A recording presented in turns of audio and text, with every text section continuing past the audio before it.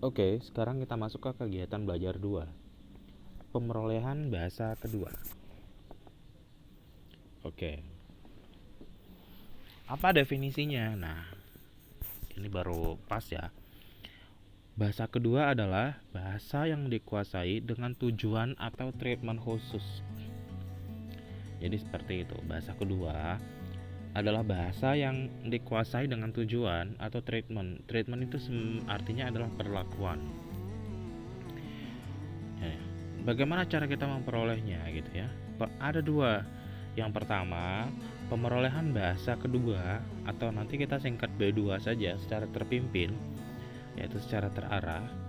Yang kedua, pemerolehan bahasa kedua secara alamiah atau spontan. Jadi bisa dua cara, secara terpimpin gitu ya, secara teratur ada kurikulumnya. Yang kedua secara alamiah atau spontan. Oke. Nah, ada beberapa model atau teori ya yang berkaitan dengan pemerolehan bahasa kedua. Yang pertama, model akulturasi, kedua model akomodasi, yang ketiga model wacana gitu atau teori wacana. Nah, model akulturasi, sebenarnya akulturasi kan dilihat dari kata akulturasi itu definisi gitu ya. Proses adaptasi atau penyesuaian dengan kebudayaan baru. Nah, di sini ada kata kebudayaan baru. Gitu ya.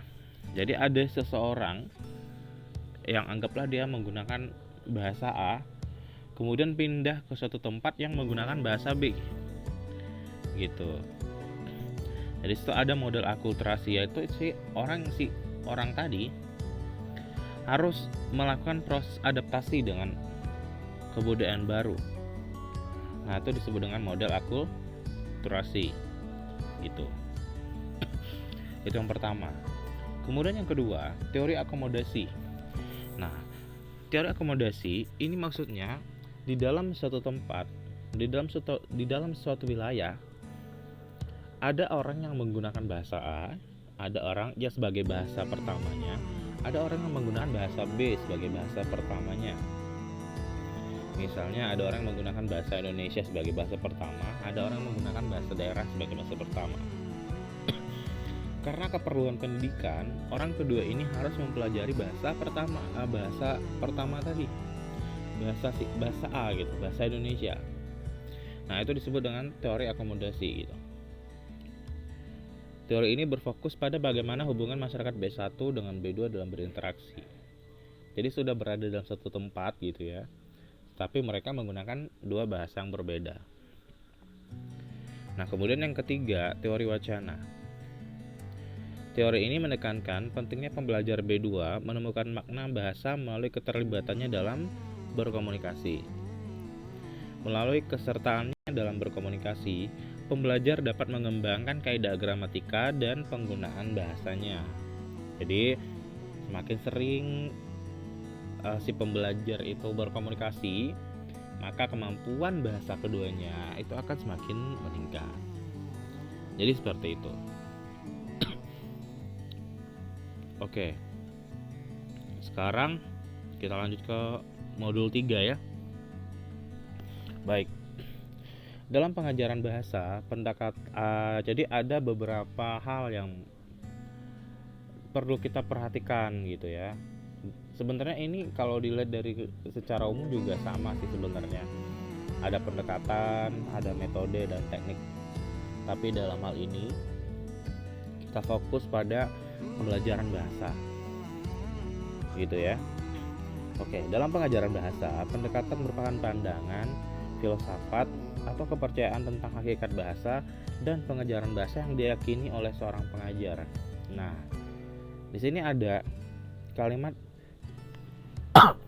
diyakini oleh seorang pengajar. Nah, itu maksudnya apa? Diyakini itu maksudnya adalah ketika seorang pengajar memperhatikan kondisi siswa yang diajarnya. Bagaimana keadaan mereka, bagaimana latar belakang mereka, terus bagaimana ketersediaan materi, alat dan bahan gitu ya. Jadi itu, ketepatan atau kesesuaian itu dilihat dari hasil observasi dulu. sehingga nanti seorang pengajar bisa menentukan akan menggunakan pendekatan, metode atau teknik apa. Nah, jadi seperti itu. Nah, pada dasarnya para ahli membagi pandangan tentang proses belajar menjadi dua, yakni empiris dan rasionalis. Oke, jadi ada dua nih pendekatan utama gitu ya. Pendekatan empiris dan pendekatan rasionalis. Nah, pendekatan empiris disebut juga dengan pendekatan behavioris, mekanis atau Bloomfield. Bloomfield ini nama seorang pakar linguistik. Oke. Nah, ada 5 prinsip pokok aliran empiris. Yang pertama, bahasa adalah ujaran, bukan tulisan. Bahasa adalah ujaran, bukan tulisan, maksudnya bahasa adalah yang kita ucapkan gitu. Sedangkan tulisan itu ada rekamannya, gitu ya, adalah transkripnya. Jadi yang menjadi pokok dalam aliran ini, bahasa adalah ujaran gitu. Jadi yang ditekankan tuh bagaimana kita bisa berkomunikasi dengan orang melalui bahasa lisan. Nah itu. Kemudian yang kedua, bahasa adalah serangkaian kebiasaan. Nah ini jelas, kebiasaan berbahasa ya, atau bahasa-bahasa yang kita gunakan sehari-hari itu adalah bentuk kebiasaan kita. Contoh, bagaimana kita menggunakan sapaan ke orang, bagaimana kita menyapa teman-teman kita, bagaimana kita memilih diksi pada saat kita bicara dengan orang, bagaimana tingkat kelancaran kita pada saat menggunakan bahasa Indonesia.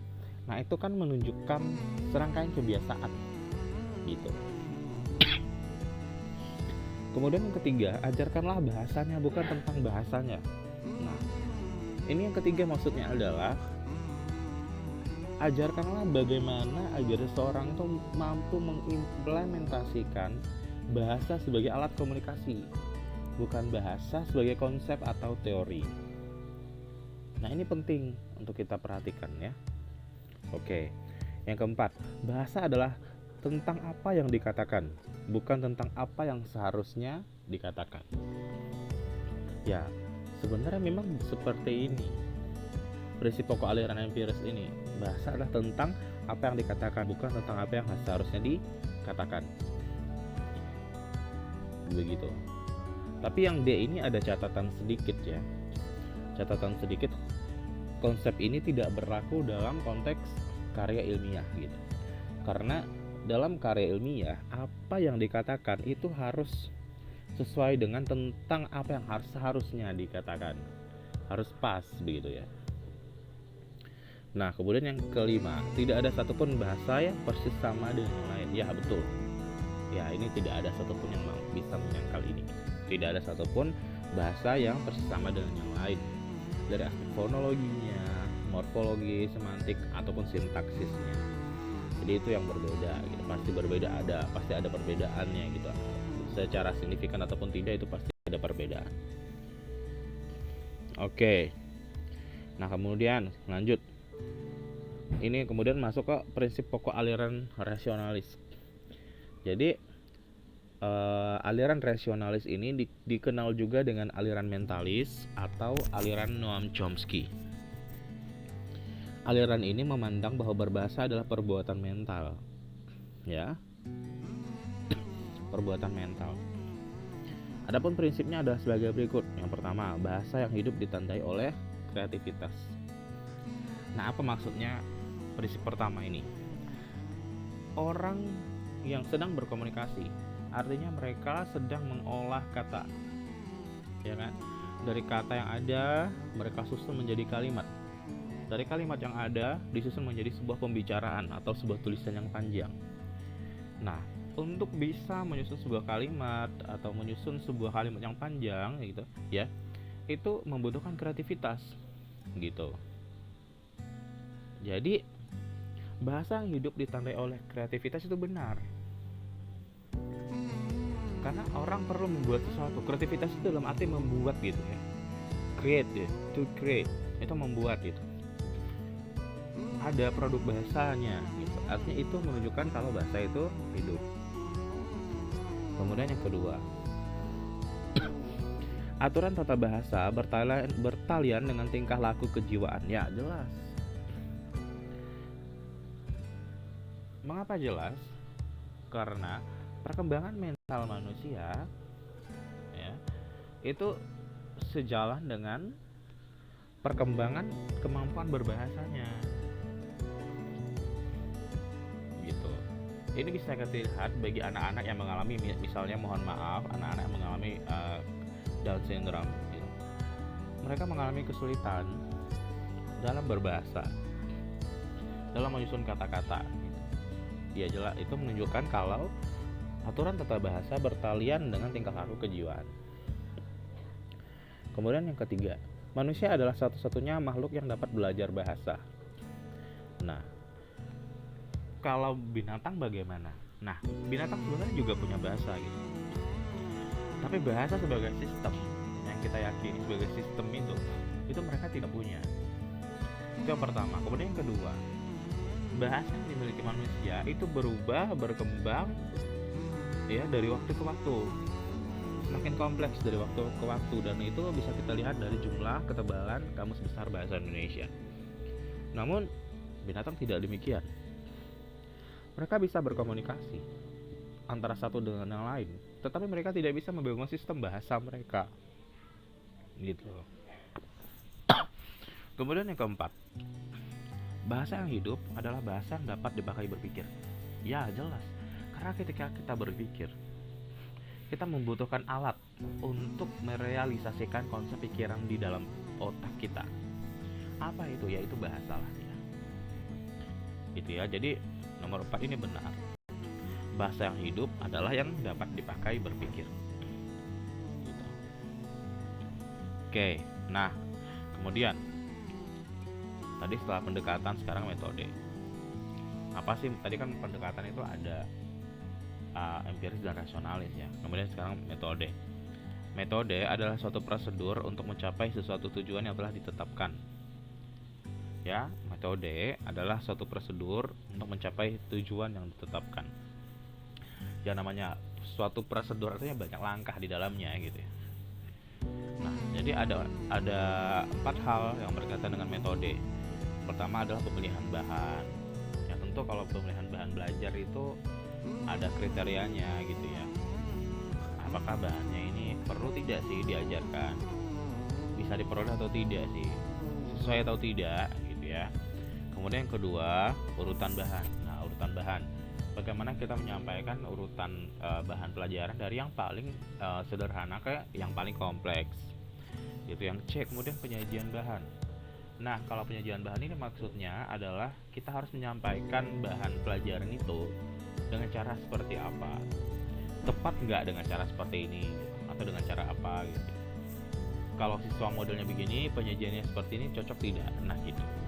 Kemudian yang D, pengulangan bahan. Nah ini artinya reinforcement gitu ya.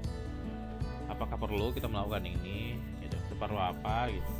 Dan pada tahap apa kita perlu mengulangi penyampaian bahan itu tadi, pengulangan bahan itu tadi gitu. Oke.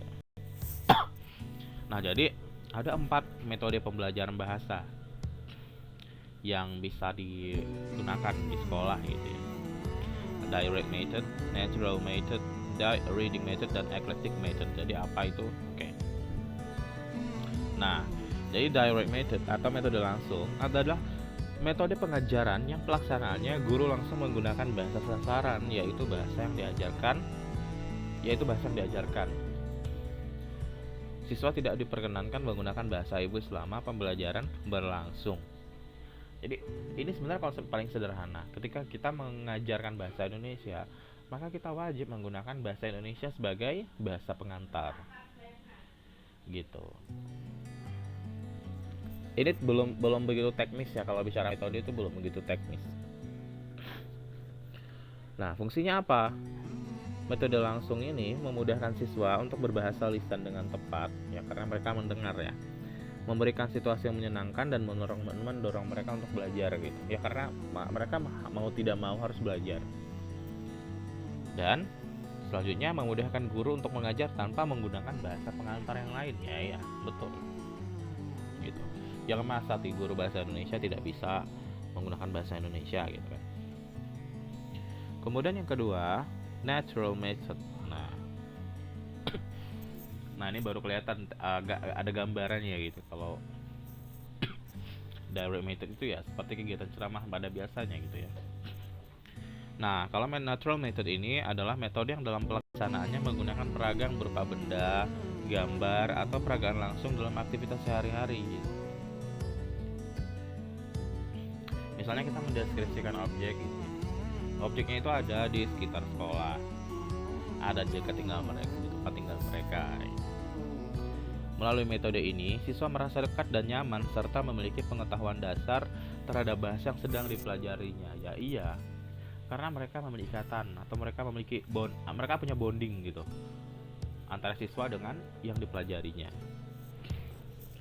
Kemudian yang ketiga, reading method. Nah, tujuan dari metode ini adalah untuk memberikan pelajar kemampuan dalam memahami teks ilmiah yang mereka perlukan dalam studi. Ya, kalau di tingkat dasar SD tingkat rendah masih belum ya. Oke. Nah, reading method ini cocok diterapkan untuk siswa SD kelas tinggi dan bermanfaat untuk menambah kosakata dan istilah baru bagi mereka. Menambah kosakata dan istilah baru ya kan, karena kosakata atau istilah baru itu tidak atau jarang mereka gunakan dalam percakapan sehari-hari gitu.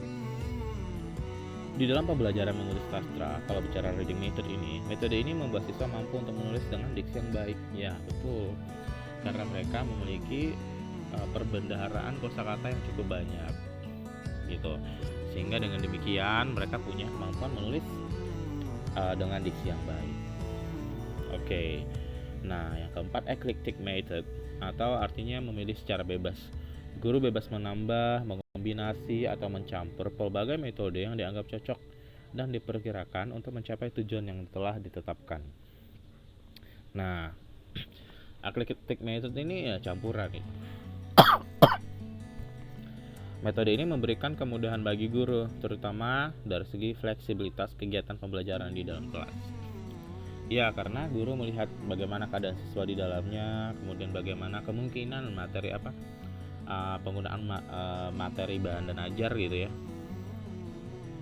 di dalam kelas. Gitu. Ya, eclectic method ini penyesuaian guru lah gitu.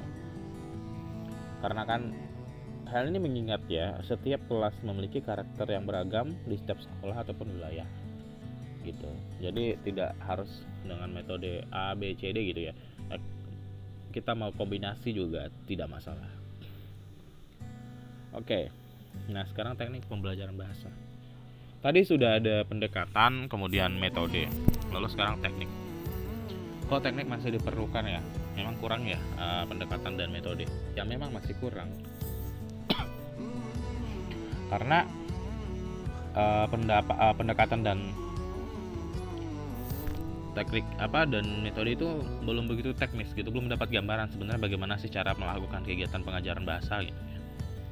Oke. Nah, mengapa teknik masih diperlukan? Hal ini disebabkan pendekatan dan metode masih bersifat teoretis. Teknik adalah cara-cara yang digunakan oleh guru untuk mencapai tujuan langsung dalam pembelajaran di dalam kelas dan bersifat implementasional. Nah, ini dia. Bersifat implementasional.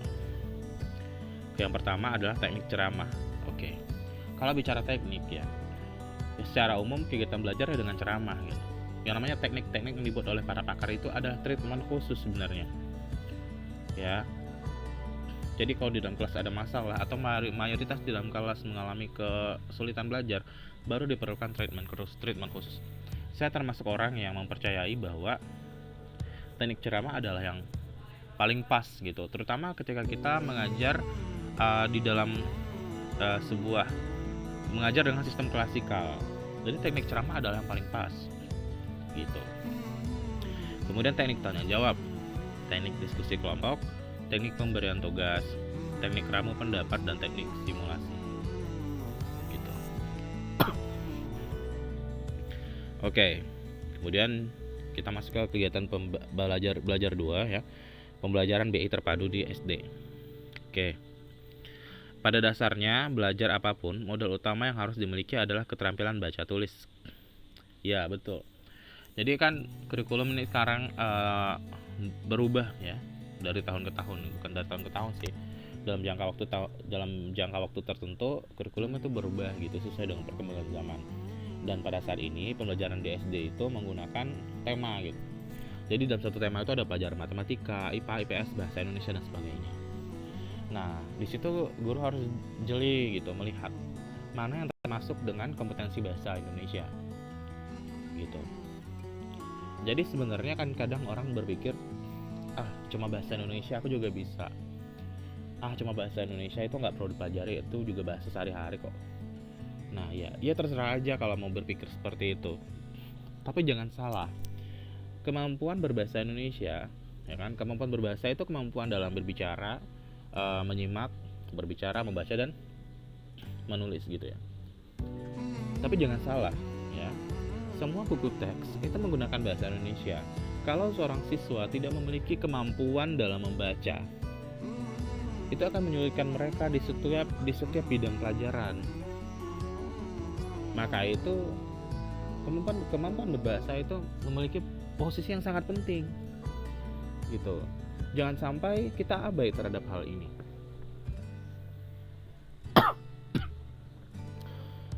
Yang pertama tadi membaca ya jelas gitu. Kemudian bagaimana kita mengemukakan pendapat gitu. Itu kan ada dalam setiap pelajaran gitu. So harus bisa mengemukakan pendapatnya. Gitu ya. Mereka harus bisa bicara dengan bahasa Indonesia. Jadi mulai saat ini guru-guru di sekolah ya harus memberikan perhatian khusus, harus menekankan bahwa bahasa Indonesia adalah bahasa yang harus digunakan pada saat kita mengajar di sekolah, dan kita harus memastikan murid-murid kita itu bisa menggunakan bahasa Indonesia. Oke. Nah, jadi ini ada contohnya saja dari satu tema lingkungan. Dari satu tema lingkungan itu kita bisa membahas 4 aspek keterampilan berbahasa, dari membaca, mendengarkan, berbicara dan menulis. Jadi menyatu dalam satu tema itu bukan suatu masalah, tapi itu adalah suatu hal yang memudahkan gitu. Karena apa memudahkan? Mengapa saya katakan memudahkan? Karena satu pelajaran dengan bahasa lain karena satu pelajaran dengan pelajaran yang lain itu memiliki kaitan gitu. Dan apa keuntungannya? Ketika satu pelajaran dengan pelajaran lain memiliki kaitan, artinya proses persepsi itu terjadi terus-menerus, dan itu membuat siswa merasa dekat dan memiliki ikatan batin dengan apa yang tengah dipelajarinya. Dan itu sangat bagus, dan tugas guru adalah memastikan keterampilan bahasa di dalam setiap tema ya itu bisa dicapai.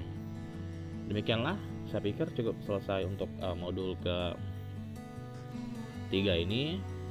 Billahi taufiq wal hidayah. Assalamualaikum warahmatullahi wabarakatuh.